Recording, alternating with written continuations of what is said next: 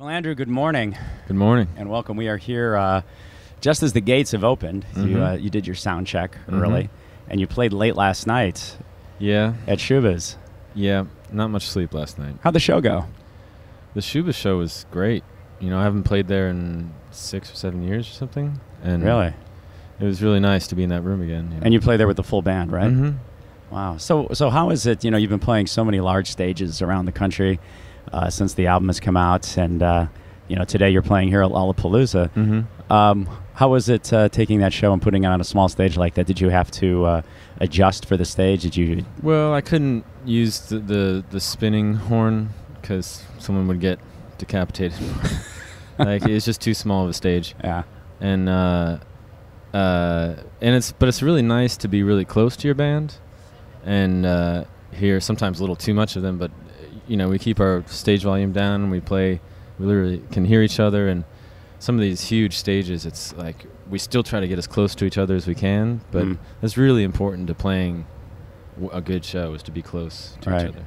Well, your album Noble Beast came out earlier this year, and we've congratulated you on the release of the album a few times, but now congratulations, I think, is in order for the success of the record. It's done quite well. Thanks. Yeah, and you have been touring pretty much nonstop since that record was released. Yeah. Having an opportunity to play some of the finest stages in the world. It's been pretty nuts, like Radio City and Carnegie Hall and the Civic Opera House. The Civic Opera House here in Chicago. Yeah. You played the Pritzker Pavilion before the record came out. I know that you had expressed a desire to play at Pritzker just to experience what it would be like playing on that stage, and I'm sure that the Civic Opera House was the same way.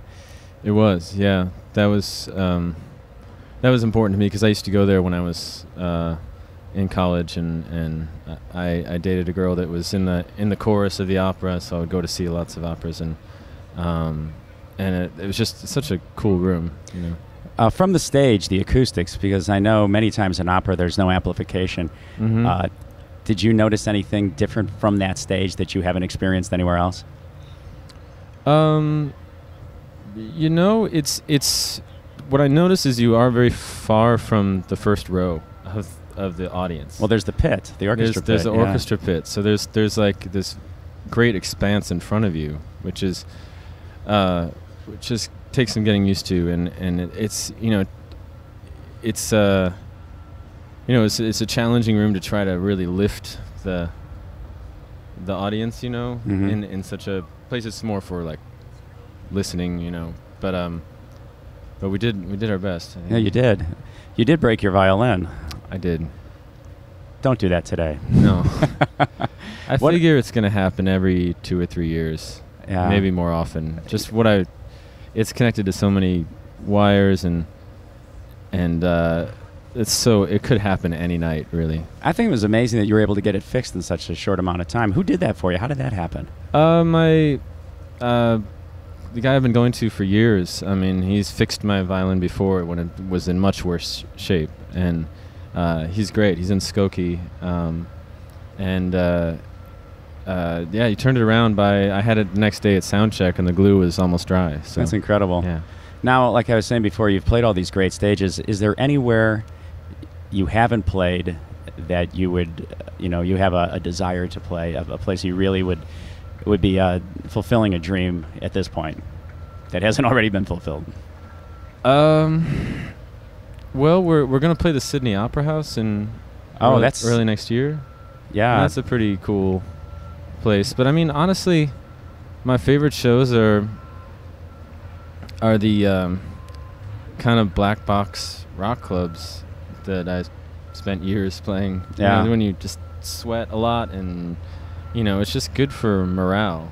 Oh yeah. I mean, it's good for morale to have thousands of people, into what you're doing. But it's just, I like the kind of, I miss playing the Hideout and places like that, and that kind of sweaty.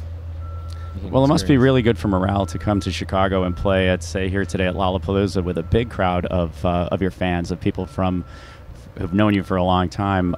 Yeah, it must be a great experience, like it was at Pritzker Pavilion. Yeah, it's a lot of pressure for sure, but it's a good thing. Now, you played last night, like we said, at Shuba's, and it's 11 o'clock in the morning here. What do you do for the rest of the day? I'm gonna sleep. I haven't had any coffee, and I'm just gonna go sleep for like 3 hours. I need it so bad. Which must be an advantage when you're at home. Or is it? Is it more of a distraction to be here? No, I'm actually staying in a hotel downtown because nice. If I went home, I'd just see the bills and the laundry, and I just can't. Sort of like a staycation. Right. I've heard of those, yeah. Great. There was something else I wanted to ask you. Along the lines of what we were saying before about the concert halls, have you thought about playing with an orchestra? So many bands are doing that now. I talked with Grizzly Bear a few weeks ago, and they're playing with the London Philharmonic this fall. Has that ever been brought up to you? It's been brought up a lot, and it's going to happen someday, but I just want to have the time to do it right. Yeah. I just don't want to get a stock arrangements of my pre-existing songs. And since I came from that world, I want to like re-engage it when I'm ready, and I want to do something new with it instead of something just that kind of makes my music cinematic. It's a big undertaking, and yeah. I mean, some people who have done it really well, I think, are like Joanna Newsom, and that's when she's sounds her best. I think is with the orchestra. Yeah. And I want to make sure I can do it in that kind of way. On the flip side of that, I guess, I was watching a video that you did, the Cemetery Gates video series, where you play by yourself in a church, and you can watch those on your website. You can watch it on the website. Andrew already knows that.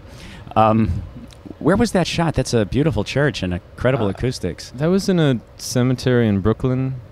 I can't remember what it's called, but it's kind of remote area of Brooklyn where they have like parrots in the cemetery, and it was this tiny little chapel, and it was cool. It was I'm glad I did it solo for sure, and I've had a couple of other experiences playing in churches in Europe and in New York, and so this December I'm going to do a series of shows, I believe at the Fourth Presbyterian at Michigan, downtown, and just to kind of embrace those acoustics and create like a.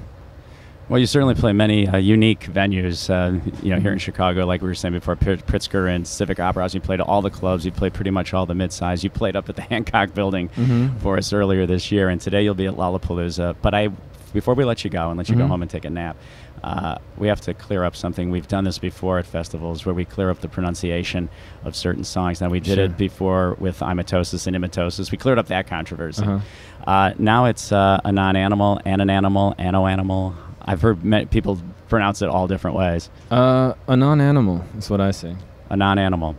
But yeah, it's like the subject matter in the song. It's malleable. It could be, you could put the emphasis in different places. Well, what we're going to do? We're going to play a non-animal right now. All right. We're going to play the performance that you did up at the XRT Studios when you were here last time playing at the Civic Opera House. Cool. So let's give that a spin. We're backstage at Lollapalooza with Andrew Bird on 93 XRT. Thanks, Marty.